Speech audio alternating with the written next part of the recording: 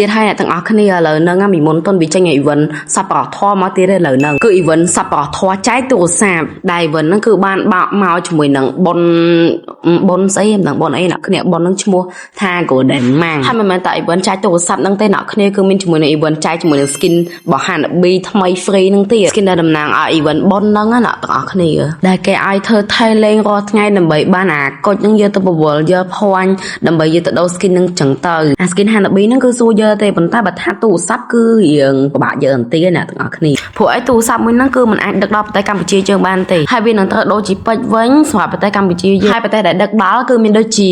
ហ្វីលីពីនម៉ាឡេស៊ីប្រទេសអីអានខ្លួនឯងទៅមីយ៉ាន់ម៉ារុស្ស៊ីឥណ្ឌាស្អីគេបាលីវី